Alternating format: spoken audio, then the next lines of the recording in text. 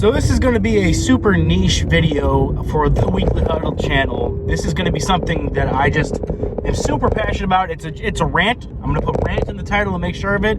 And it has nothing to do with what I normally cover on this channel. It does cover sports, and I guess it's tangential, but I think it's just something that I need to vocalize this opinion because it's fresh in my mind. I just got done listening to the thing I'm going to comment on, but it's so insane. So I just got done listening to one of the videos from WGR 550, the local Buffalo news channel, where it's the Jeremy and Joe show. They were discussing how the Buffalo Sabres, the hockey team in Buffalo, is so totally different and how they're just bad, and one of their best players is demanding a trade even though he's contractually under their control for another 4 years through restricted free agency, like all the JJ Peterka stuff, if you know what I'm talking about.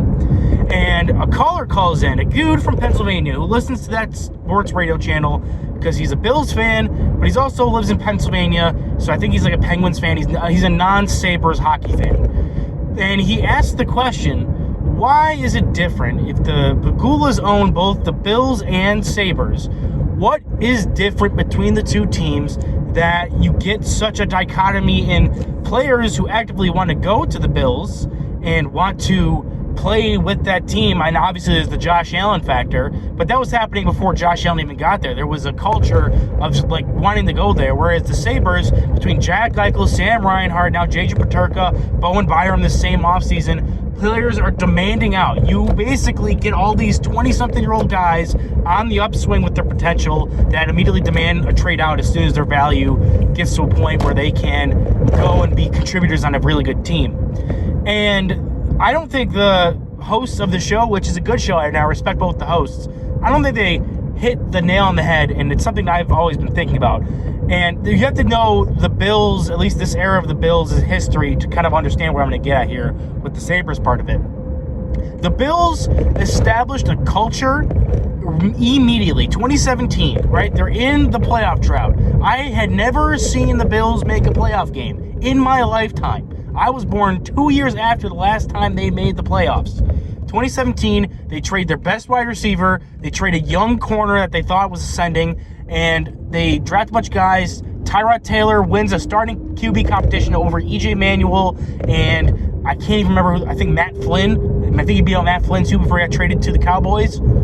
And that was a team that everyone thought was going to be terrible. And they went 9-7 and made the playoffs. But it was because McDermott came in, put his own guys in there, got rid of guys he didn't think would fit his culture, and then established a culture with his personality on top of winning and then making that playoffs that first year.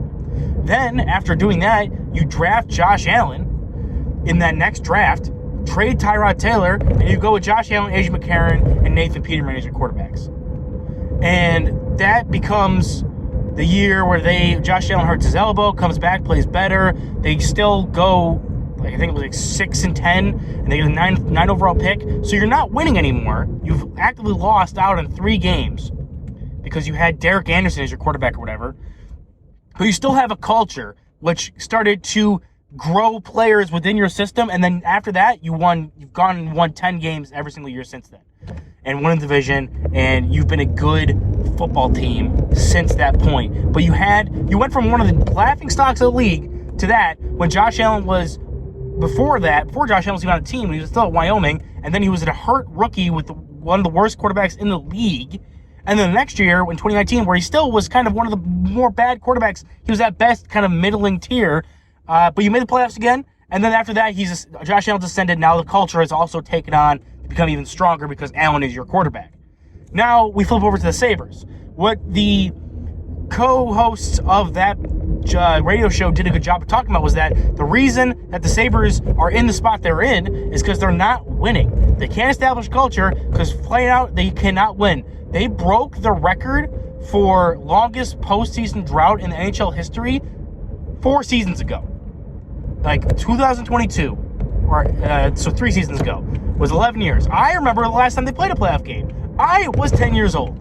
I am now a 23-year-old man. Going on 24. This is insane.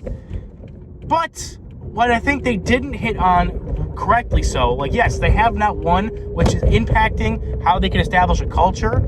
But what I think they missed on is that the Sabres started to do the thing the Bills did.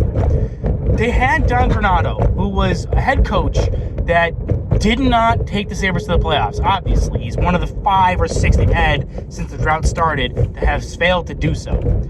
But you had players, your best player in Tage Thompson, knew him from his time as the coach in the U.S. men's national team.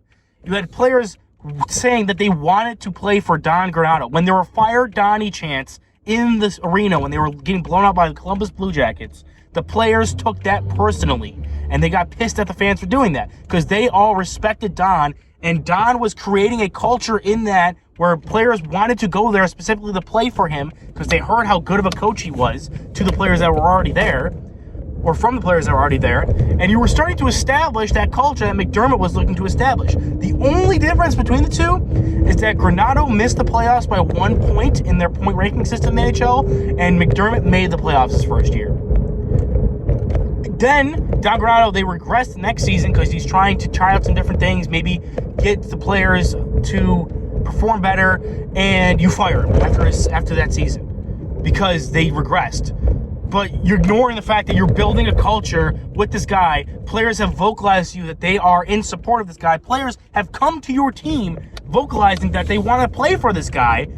And now you get rid of him, and now you're back in the situation where before Don Granato, you have players demanding out, not wanting to play there. Now you're firing Don Granato, who was actually drawing players in without having to win. And then you're still losing. Now players want to leave again, and you're back to where you were before Don Granato was gone. I know Don Granato did not have a great winning record as the Sabres head coach, but regardless, you were on the right path. You had your McDermott in Don Granato, and you had players, maybe not Josh Allen type where they could be the best player in the league, but you had one of the best centers in the league, one of the best defenders in the league. If J.J. Peterka was coming up while Granato was there, which he was, and Granato's the last season, you think he would grow with that. And Granato proved to you that he could get the team to the brink of the playoffs while still not being that good. That team was not great on the goaltending or defensive side. You now have better talent in goal and on the defense, and you think that firing Granato was the best idea. So that's the big difference. The Bills, yes, they won immediately, but they had the coach there that was already establishing a culture before that season even started with making the playoffs. You had that with the Sabres. You moved on way too quickly, but didn't move off the GM. You just moved off that head coach to bring in Lindy Ruff, which I love Lindy, but it's the culture of the Sabres has taken a step back even lower than we thought it previously could have been. You were on the correct path of getting it to the right spot, and you blew it. So, yeah, I think the Sabres are hopeless, and I thought they had the right pathway, because like logistically, coaches in the NHL can only impact strategically so much. Like you can determine the scheme you're going to play, whether they're going to be more counterattack based, whatever. But you had a guy that could recruit, get players to your team, and get players to stop leaving your team, and you gave up on them in 2.5 seasons. And now you're wondering, why do the Sabres have bad culture? Why does J.J. Peterka want to leave? Why do all our players want to leave and no one wants to come play for us? I don't know. Maybe it's because you fired the one dude that was already pushing you towards that way. So maybe Kekalainen as the special assistant to the GM can replicate that, but I'm still pissed 2 years later from the firing of Don Granato. So that's it.